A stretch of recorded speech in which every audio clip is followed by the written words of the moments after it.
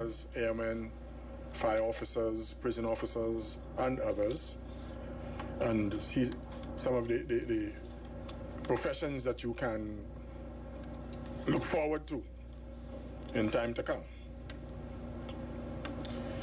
This does not mean that there will be any relaxation on activities pertinent to our state of emergency in all areas of Trinidad and Tobago. I want to emphasize, in particular, our coastal areas will be manned just as stringently as they are at present. I want as well to reiterate the hotline numbers, repeat the hotline numbers, which are 800-0699 and 800-0700. I say again, 800-0699 and 800-0700. And again, I want to thank all those who have been calling in and giving information to us. We ask you to please continue. We have had over the past 24 hours a number of arrests and seizures that, again, our Commissioner of Police will elaborate on.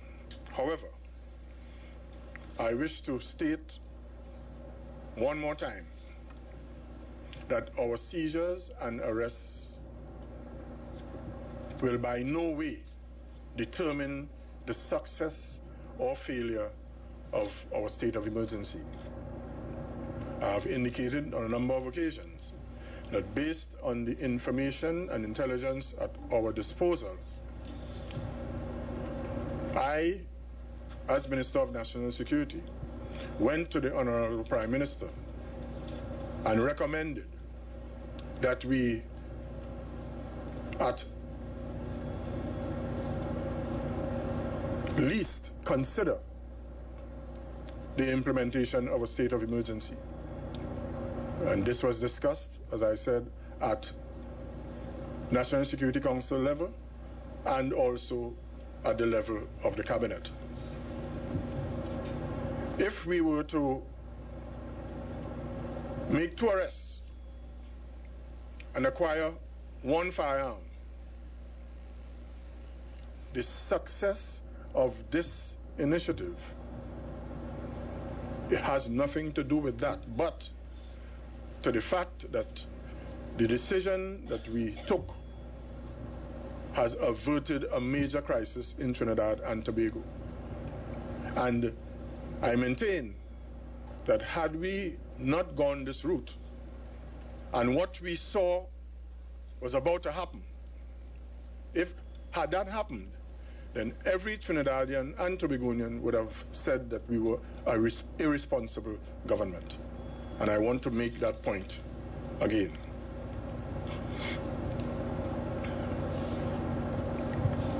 With respect to the clarity of our state of emergency, all of Trinidad and Tobago is under a state of emergency. The curfew is being undertaken in 6 areas: Port of Spain, San Fernando, Arima, San Juan Laventil, Diego Martin, Chaguanas. And I wanted to say this because on numerous occasions we have had the question coming to us. I want to as well embrace this opportunity to again thank all our members of the Protective Services and the Defense Force for the dedication to duty. I know it has been long hours for a number of them, and I know that sacrifices are being made to ensure that law and order is retained in Trinidad and Tobago. I want to thank them and commend them for the good work that they have been doing over the past week.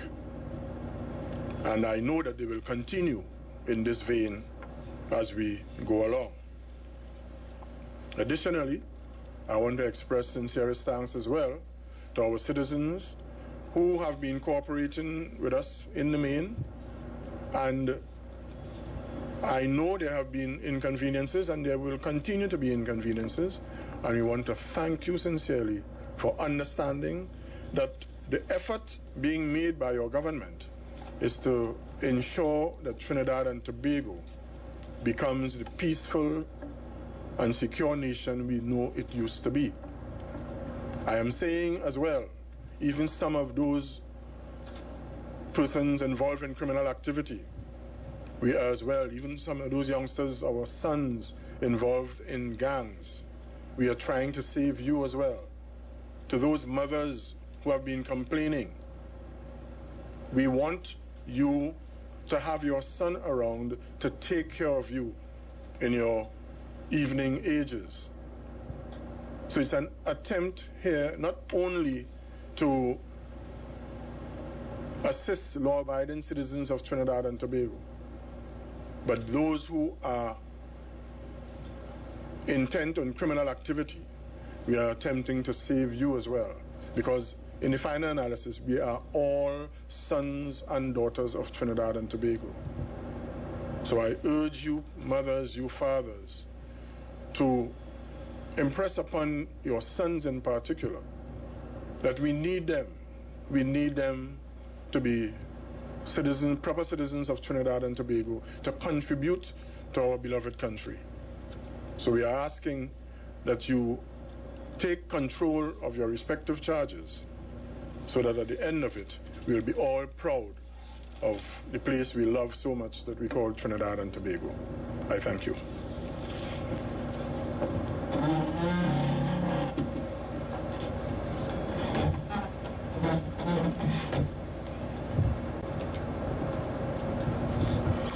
Welcome, ladies and gentlemen.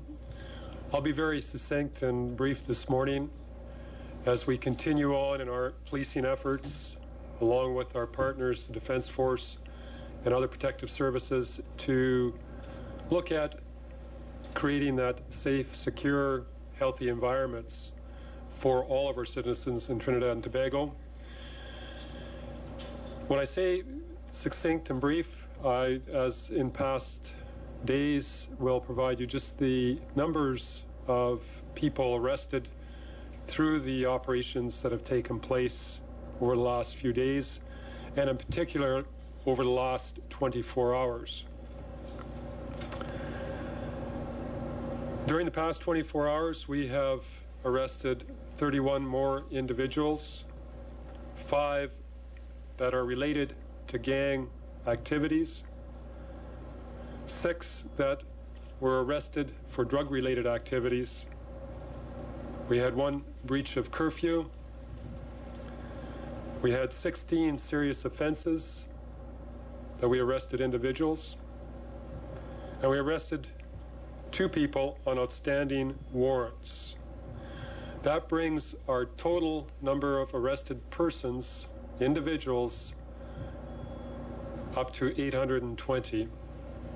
And of those, there are 298 individuals that are related to gang activity. Again, we are working very arduously. Our intent is to bring back a very peaceful and tranquil community for Trinidad and Tobago. And we'll continue on in that direction. Thank you.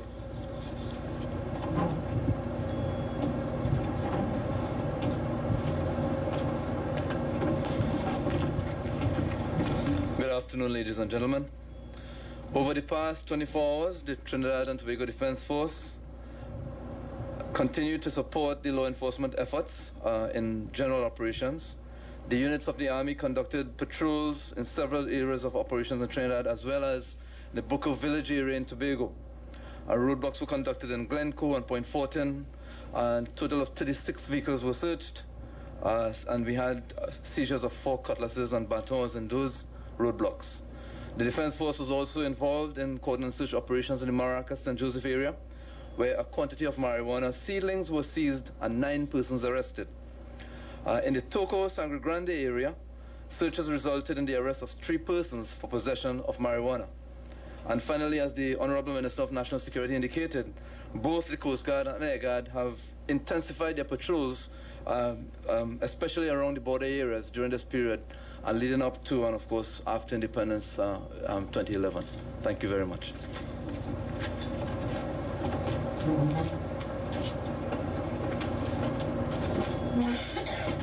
Good afternoon, ladies and gentlemen. Yesterday, the President, as head of state, enacted and signed off on a legal order made pursuant to Regulation 3.1 of the Emergency Powers Regulation, and it is entitled the Emergency Powers Seizure of Property Order 2011. This seizure of property order is limited to the problem that we are experiencing with respect to scrap iron yards across the country, scrap metal, and for the purpose of dealing with the circumstances of any situation arising or existing during the period of public emergency, the Commissioner of Police or the Chief of Defense may seize and take possession of any scrap metal stored in Trinidad and Tobago. Where scrap metal is taken into possession, it will be dealt with in any manner considered necessary during the period of public emergency. Adequate compensation for the taking of possession shall be paid to the owner of the scrap metal, and in default of agreement, the court may determine upon the application of the owner or anyone claiming to be the owner of the scrap metal the amount and manner of payment of compensation in relation to what is seized. The court will also have the power, of course, to determine any question of entitlement to compensation. That is the published now by legal notice number 172. This is to deal with a peculiar and particular problem which has implications for the operations that we are upon, and of course again is driven by intelligence received by the agencies. You would have seen by now that a number of persons have in fact been taken to court, and the whole system is operating the way it should, so that there is the adequate procedural safeguards for the fundamental human rights of the citizens who have been arrested and detained and indeed charged. Things are operating according to plan, so that the courts are doing their duties. In fact, in some cases, trial dates have been set, and we are now going to, in fact, have case flow management to ensure that we comply with the orders and directions, as it were. Of course, that would be a matter for the police service and the office of the DPP.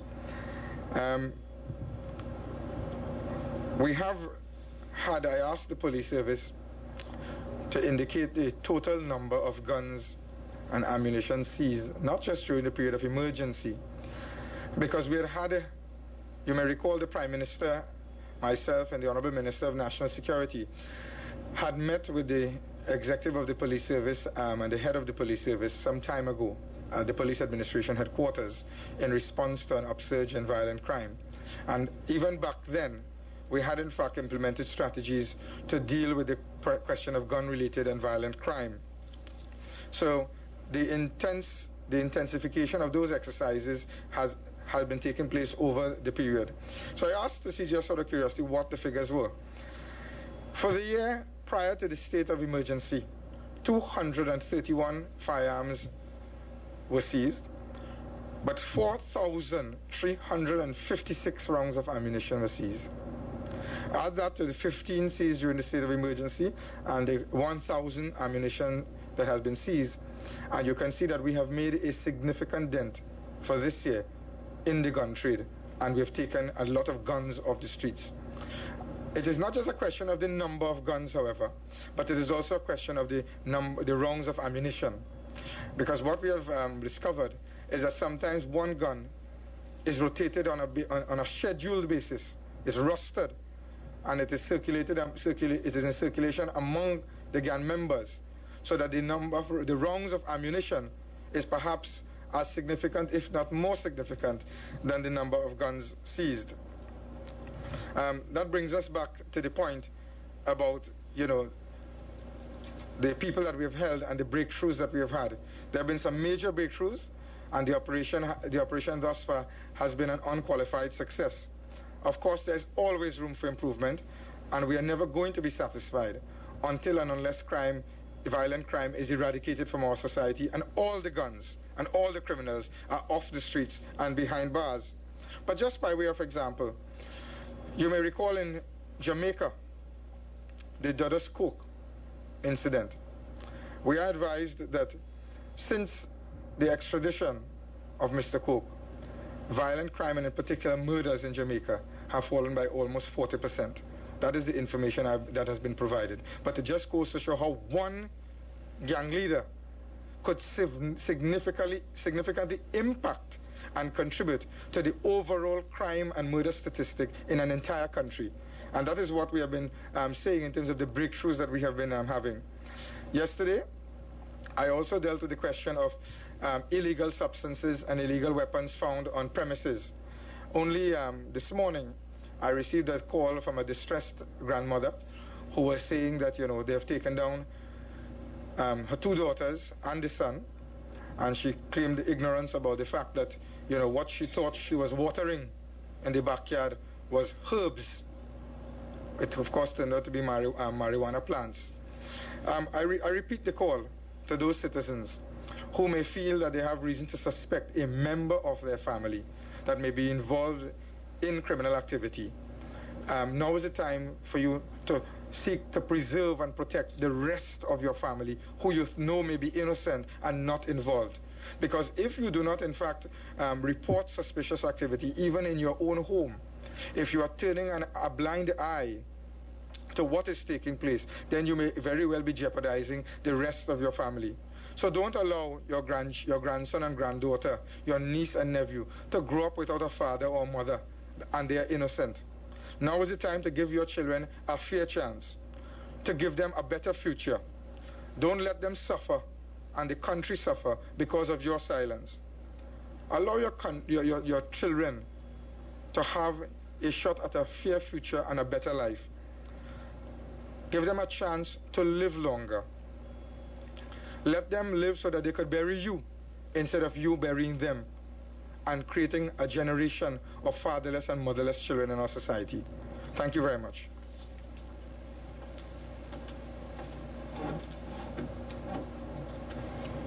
Ladies and gentlemen, we now invite your questions. Jewel Brown from CNews. Question to any member of the head table. There's a major power outage in the country right now as we speak, from what I understand. Have you all had a report on that? What is the possible cause, or any concern that this could be in any way related to the activities going on right now? The advice at this time is that lightning struck the substation at Bamboo, and as a result, a number of areas were put out in that respect. And we advise as well that it ought not to take more than an hour or so to be reconnected. On C's First Up Morning program, well-known prison reform advocate Wayne Chance had discussed with the hosts the idea of the war of gang members getting into the prison system, and the potential of, when you have all these gang leaders incarcerated in a confined space, that they may also be plotting on what they may want to do when the state of emergency is completed, if any of them get out. Is this a concern? Is the prison system ready, equipped to deal with these large number of arrests and the potential for war among gang members inside the prison? And also, what could happen at the end of the state emergency when some of these members, not all of them, may end up going to jail, or depending on the judicial system, how it operates after?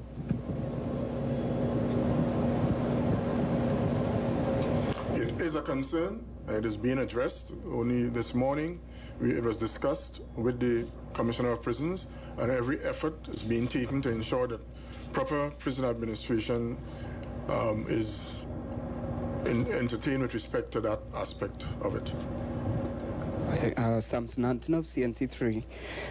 I'd like to find out from anyone on the head table, really. The National Security Minister had mentioned that we are not measuring the success by the number of arrests, the success or failure. So far, the country isn't being told what exactly prompted the state of emergency. How then is the country to measure the success? If there is something that prompted it, we don't know what it is. We don't know whether it will work or not, or whether or not you have succeeded at it. And the only measure there is by seeing the arrests of people and the guns taken in. And then we are being told that we can't measure it by that. So what do we measure it by? Mr. Lanton, it's the 5th time you've asked me that question, and my answer will be the same. I cannot disclose the information that I have at my disposal. All right. At the end of it, when you report to the country at the end of the state of emergency, and you tell the country we have succeeded, how is the country to judge you then? And this being the 6th time, I'll tell you again, Mr. Nanton. And let me tell you, if it is declassified, you will be the first to know. All right. Let me then ask the Attorney General that you pointed to some figures in terms of the number of seizures of weapons and ammunition, even before the state of emergency. And then you pointed to 231 seized during the state of emergency. The question is, if the measures were working before, why then a state of emergency? Why then?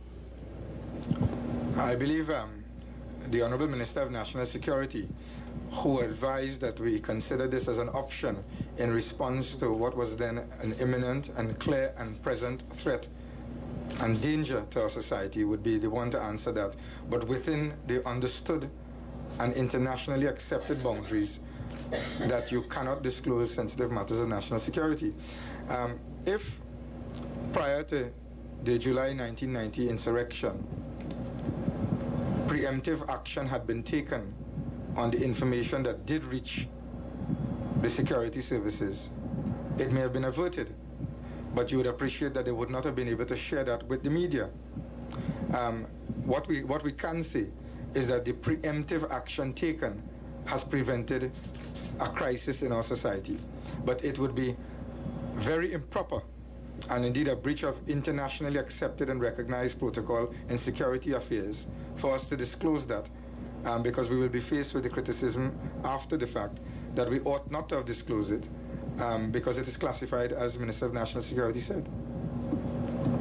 All right, let me just ask another question then. You may find I'm belaboring the point, but really it goes to the statement that came out from the President's office, the declaration by the President. And it did mention the gangs. It mentioned that the threat that there was that the fear of reprisals from several gangs. So it gives the indication that the only major threat to public safety that has been bandied about by the government is this threat of the gangs. Are you saying that it is more than the gangs, and is the President's statement not officially the statement that's supposed to represent what exactly the state of emergency is? The President's statement represents the official position of the head of state and indeed the government of the Republic of Trinidad and Tobago in relation to the disclosable rationale for the declaration of the state of emergency, and we stand by that. Insofar as the statement makes reference to the gang, well then that you know that the problem is inextricably intertwined with violent crime and the challenges presented with respect to the gangs. Apart from the video of the teenage girl who made these remarks and threats against the Prime Minister and so on, I'm wondering, have there been, within recent times and most recently, any death threats, serious death threats made against the Prime Minister or any other member of the Cabinet? Well, in the interests of national security, I won't comment on that. Certainly, if anything comes in, it is held very seriously by the police service, by the protective services, and is looked at immediately. At this point, again, in terms of national security, we can't comment on the information that's coming in on those type of cases. The reason I ask is that obviously from the actions of the Attorney General, the comments you made about this kind of thing and wanting to monitor Facebook and so on and whatnot, but in my mind, I'm also wondering if that, any threat, because you did say a crisis was averted, and it gives the impression of something very serious, a threat not just against the country in itself, but potentially against the stability of the government. So I was wondering if that was in any way a factor in the government's, the cabinet's decision to have the president issue a state of emergency. I have no information with respect to a threat to the life of the Honorable Prime Minister. I don't know if that was reported to the police. I know that they would take whatever action is necessary. I cannot say. And just one other thing, when I don't know, Attorney General, if you may be able to answer this. When the Prime Minister made the comment last week, I may not have the words exact, but we have arrested the unrest, in other words, the labor movement, those labor leaders who had been agitating for higher wages and so on, and the report now is that they've gone back to the bargaining table. It could have led or created an impression or a perception that the issue of the labor movement was a factor in the cabinet's decision. You all have said no, but at the same token, there are people who I've spoken to who feel there is a connection between what the labor movement had been agitating, the threat of a potential national strike, and the state of emergency. How do you respond to those concerns or impressions? There are people I've spoken to who feel that the gang leaders we have arrested are all decent, innocent little boys as well. The fact of the matter is there is absolutely no merit whatsoever in that angle to the discussion and debate on the declaration of a state of emergency.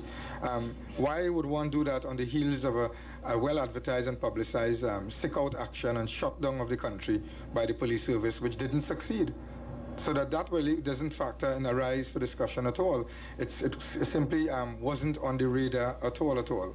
And furthermore, the statement by the President on the second part of the question you asked earlier, the statement by the President, it is crafted in a way that makes it clear.